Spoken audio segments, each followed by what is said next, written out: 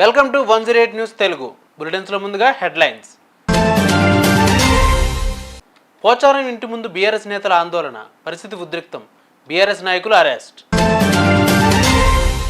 రాష్ట్రాన్ని 20 ఏళ్లు పాలించే సత్తా సీఎం రేవంత్కు ఉందని మాజీ స్పీకర్ పోచారం వెల్లడి. ఆర్టీసీ కార్మికులపై డీఎం వేధింపులు, మెదక్ డిపో వద్ద కార్మికుల నిరసన. కవితకు నో బెయిల్, మరోసారి జ్యుడిషియల్ రిమాండ్ పొడిగింపు. జగన్కు గౌరవం ఇవ్వండి, సీఎం చంద్రబాబు సూచన. తెలంగాణ పాలిటిక్స్లో అనూహ్య మార్పులు చోటు చేసుకుంటున్నాయి.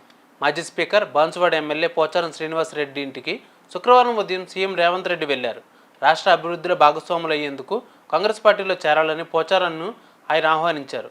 ఈ క్రమంలో పోచారం ఎలాంటి నిర్ణయం తీసుకుంటారోనని సర్వత్రా ఆసక్తి నెలకొంది. అయితే కాంగ్రెస్లో పోచారం చేరికను నిర్వహించేందుకు ఆయనకు సర్ది చెప్పేందుకు బీఆర్ఎస్ నేత బాల్క సుమన్ నాయకులతో కలిసి జూబ్లీహిల్స్లోని పోచారం ఇంటికి వెళ్లారు.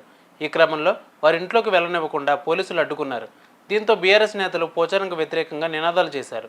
అనంతరం వారిని పోలీసులు అదుపులోకి తీసుకుని అక్కడి నుంచి స్టేషన్కు తరలించారు. తెలంగాణ రాష్ట్రంలో ఎవరు ఊహించిన విధంగా బీఆర్ఎస్ సీనియర్ నాయకుడు, మాజీ మంత్రి, మాజీ స్పీకర్ బాన్సువాడ ఎమ్మెల్యే పోచారం శ్రీనివాస్ రెడ్డి ఈరోజు సీఎం రేవంత్ రెడ్డి సమక్షంలో కాంగ్రెస్ పార్టీలో చేరారు. కాంగ్రెస్ పార్టీలో చేరిన తర్వాత పోచారం మీడియాతో మాట్లాడుతూ తెలంగాణ రైతుల సంక్షేమం, బాన్సువాడ ప్రజల సంక్షేమం కోసమే కాంగ్రెస్ పార్టీలో చేరినట్టు చెప్పుకొచ్చారు. అలాగే తాను రైతుల సంక్షేమం తప్ప ఏదీ ఆశించడం లేదని, సీఎం రేవంత్ రెడ్డి రైతుల పక్షపాతి అని, రైతుల కోసం కాంగ్రెస్ చేస్తున్న కార్యక్రమాలను తాను స్వాగతిస్తున్నానని అన్నారు.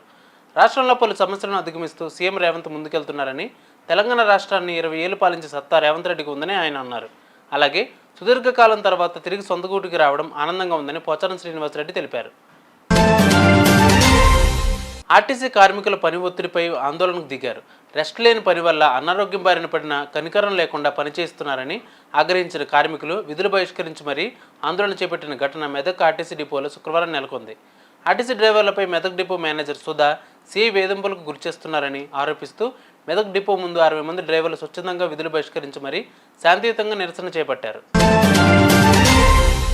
ఢిల్లీ లిక్కర్ స్కామ్ కేసులో మరో కీలక పరిణామం చోటు చేసుకుంది. ఎమ్మెల్సీ కల్వకుంట్ల కవిత జ్యుడిషియల్ రిమాండ్ను పొడిగిస్తూ శుక్రవారం రౌస్ అవెన్యూ కోర్టు తీర్పును వెలువరించింది. ఈ మేరకు జూలై 5 వరకు కవిత జ్యుడిషియల్ రిమాండ్ను పొడిగిస్తూ న్యాయమూర్తి ఉత్తర్వులు జారీ చేశారు.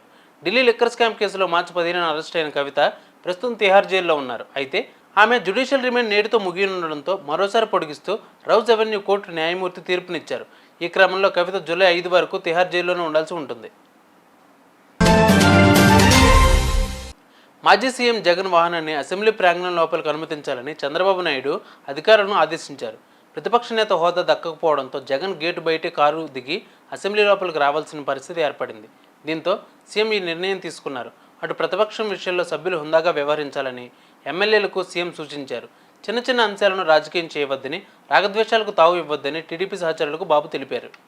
ఇవి వాళ్ళ బులెటిన్ అప్డేట్స్. మరిన్ని అప్డేట్స్తో మళ్ళీ మీ ముందుకు వస్తాను. అంతవరకు కీప్ వాచింగ్ 108 న్యూస్ తెలుగు.